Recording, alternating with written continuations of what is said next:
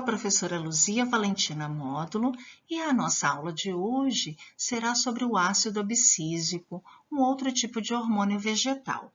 Saliento que este material didático está sujeito à advertência legal publicada pela Universidade Federal de Minas Gerais, a UFMG, em 31 de julho de 2020.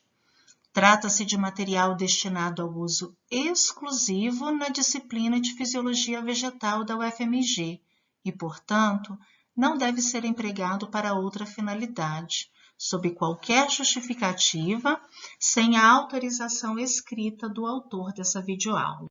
As figuras utilizadas nessa videoaula foram extraídas do livro Fisiologia Vegetal, 5ª edição, publicado por Lincoln Theis e Eduardo Zeiger, e os demais recursos audiovisuais e outras figuras são devidamente referenciados.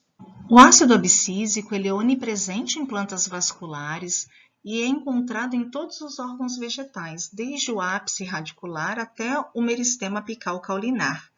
E quais são os tipos de respostas ao ácido abscísico, também conhecido como ABA?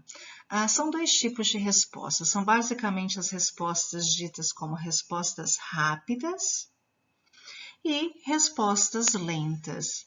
Então, em função de estágios específicos do desenvolvimento vegetal e de estímulos ambientais, a concentração de ácido abscísico no interior das células daquele vegetal, elas podem eventualmente aumentar. E isso se dá, porque para resultar na percepção do sinal pela célula, a célula vai perceber esse aumento de ácido abscísico e vai acionar uma resposta ou rápida ou lenta, dependendo da condição em que ela estiver submetida. Por exemplo, se ela estiver submetida numa condição onde a oferta de água no solo está muito limitada, ela possivelmente vai passar por um processo de resposta rápida que culmine no fechamento dos estômatos.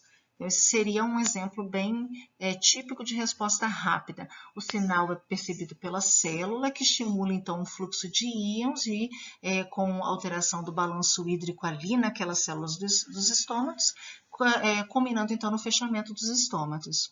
Tá? Mas, por exemplo, se essa condição de privação de água for persistente, isso vai incorrer também numa resposta lenta, que seria a partir da percepção do sinal pela célula, aumentou o ácido abscísico porque a oferta de água naquele solo está por um determinado período de tempo bastante limitada. Isso vai então gerar a resposta lenta, que é nada mais nada menos do que a ligação do ácido abscísico num receptor específico de membrana, com amplificação do seu sinal, estimulando então a expressão de genes que promoverão então o desenvolvimento de sementes e a tolerância à dessecação. Então aqui nós já estamos vendo um exemplo de efeito do ácido abscísico, do ABA, que é contrário ao efeito de giberelinas. Enquanto as giberelinas estimulam a germinação de sementes, o ácido abscísico ele inibe, uma vez que ele inibe o desenvolvimento da semente apenas.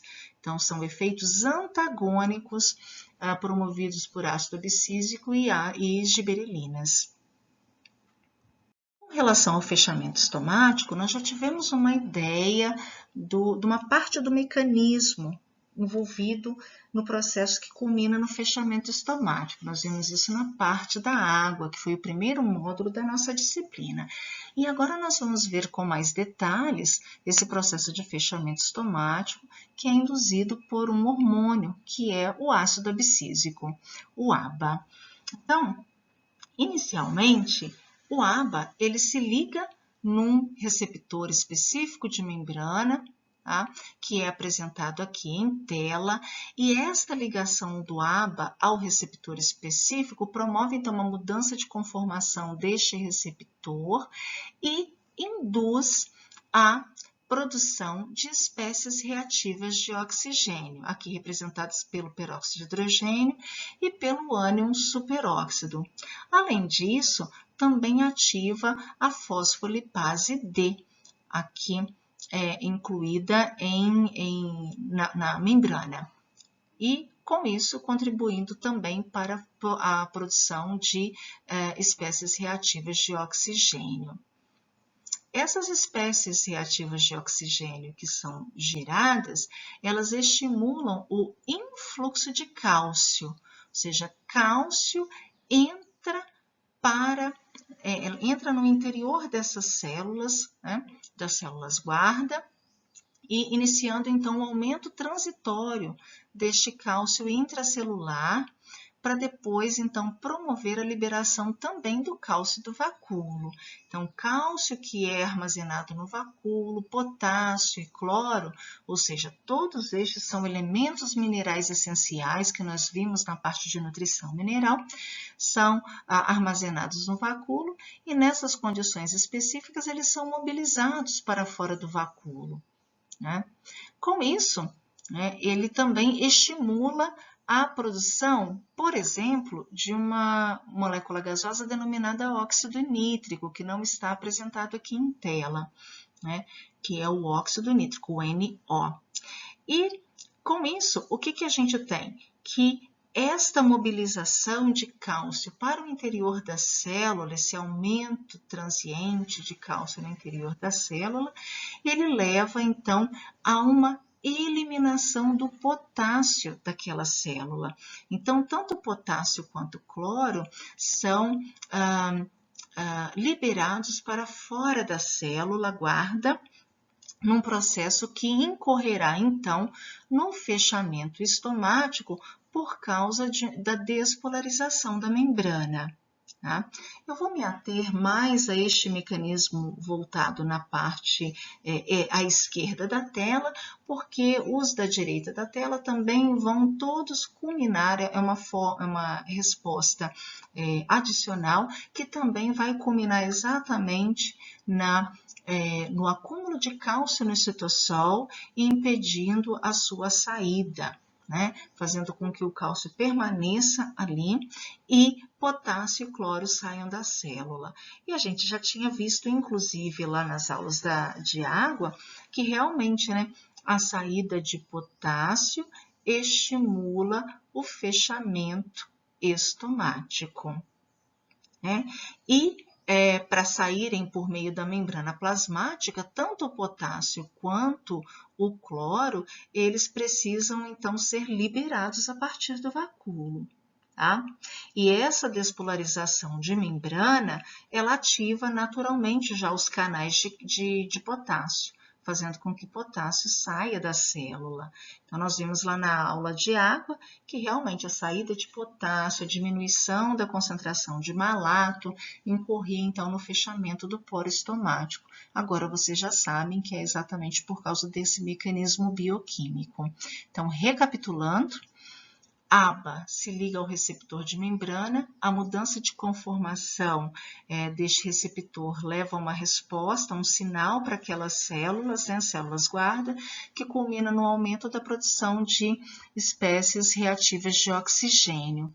Essas espécies reativas de oxigênio, e além do óxido nítrico, que é uma espécie reativa de nitrogênio, estimulam então canais de influxo de cálcio. Cálcio então entra para a célula e potássio é impedido de entrar naquela célula. A presença de cálcio no interior das células guarda também estimula o efluxo de cálcio a partir do vacúolo e o efluxo de potássio e cloro também. E numa etapa posterior, este potássio e este cloro, eles são exportados, né, para fora da célula guarda, então o seu efluxo é estimulado, incorrendo então num processo de despolarização de membrana que resulta no fechamento do poro.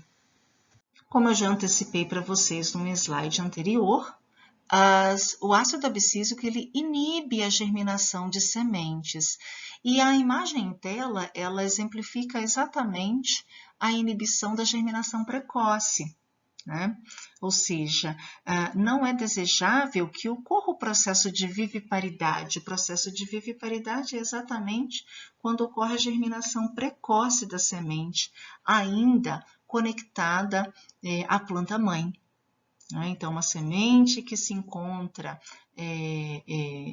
num fruto conectado à planta-mãe, se ela germinar nessa condição, é o processo de viviparidade que está acontecendo.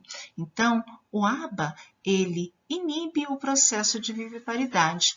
E o exemplo em tela mostra exatamente sementes de milho germinadas ainda conectadas na planta-mãe. Isso se deve por quê? Porque esse milho, ele trata de um mutante defectivo para um gene bastante específico, que é o VP14, né? Esse VP14, ele significa o quê? É um mutante viviparous, né? Então, é VP de viviparous e 14, que é o nome do gene mesmo, né? Número 14. Então, o que acontece? Esse gene, ele codifica uma proteína que catalisa a transformação de um daqueles intermediários da rota de biossíntese do ácido abscísico. Então, se ela está defectiva, se ela deixa de ser produzida porque aquele mutante, ele não produz esse gene, ele não dispõe desse gene, então significa que ele não produz essa proteína e, por consequência, a síntese de ácido abscísico não acontece. E, neste sentido, a presença simplesmente de giberelinas faz com que aquela semente germine ainda conectada na planta-mãe. É claro que existem condições onde o processo de viviparidade ele é desejável, como é o caso daquelas plantas que crescem no mangue. Né? A semente, né, que cai lá da planta que está crescendo no mangue, se ela cair diretamente no solo onde aquela planta se encontra, né, o mangue ele é constituído, né, ele é um sistema bastante salobre, enriquecido em sais, que não é favorável para a germinação de semente, porque a semente precisa ser efetivamente embebida e o excesso de sais inibe esse processo de germinação. Então, o que acontece com as plantas de mangue? A viviparidade é estimulada, então ocorre a germinação da semente ainda conectada na planta-mãe e aquela plântulazinha ainda conectada à planta-mãe, agora ela pode já cair no mangue, porque ela já tem a tolerância àquela condição de elevada salinidade e aí ela prospera e cresce. Tá? Então, na maioria das espécies vegetais, a viviparidade ela é inibida, é indesejada, mas no caso específico de plantas de mangue, ela é necessária para uma questão de sobrevivência mesmo e manutenção da espécie. Nós vimos que as giberelinas, elas estimulam a mobilização de reserva, ou seja, a degradação de reserva do endosperma, para que aquelas pequenas moléculas formadas sejam então direcionadas para o embrião e sirvam como fonte de energia para o desenvolvimento do embrião. O ABA, por sua vez, ele estimula o acúmulo de reserva e, consequentemente, a tolerância à dessecação. Então, portanto, é um processo, né, são efeitos antagônicos aos efeitos de giberelinas, porque o processo de germinação de sementes que é estimulado por giberelina, ele depende de hidratação, precisa de água para ocorrer a embebição da semente e favorecer o processo. Enquanto que a inibição do processo de germinação é um processo que incorre, então, no acúmulo de reservas, ou seja, a formação da semente efetivamente, né? Acúmulo de reservas e a sua tolerância à dessecação, para que ela possa tolerar períodos, né, de baixa umidade, porque é essa que é a ideia, né? A semente, quando ela no seu estágio de maturação pleno, ela tem um conteúdo de água bastante reduzido, caso contrário, ela começa a germinar inadvertidamente. Tá? Então, vamos lá. Neste processo de acúmulo de reserva e tolerância à dessecação, o ácido abscísico ele se liga então no receptor de membrana, o sinal é amplificado e, como resultado, ocorre então o acúmulo de proteínas denominadas de proteínas LIA, ou seja, são proteínas do tipo Late Embryogenesis Abundant. São proteínas que acumulam naturalmente na embriogênese tardia, né? E, além disso, o que acontece? Ocorre também o acúmulo de proteínas desidrinas, que, como o próprio nome sugere, elas são proteínas responsáveis pela tolerância à dessecação. Desidrinas vem de desidratação. Então, são proteínas relacionadas com a tolerância à dessecação. E o ABA também promove o acúmulo de proteínas do tipo Rab, que elas são aquelas proteínas responsivas ao ácido abscísico, ou seja, todas aquelas proteínas que terão uma função, que acumularão em decorrência da sinalização por ácido abscísico. Com isso, a semente, então, ela entra num processo de dormência ou quiescência, germinando somente quando houver condições favoráveis. Chegamos ao final de mais uma videoaula. Obrigada pela participação e até a próxima!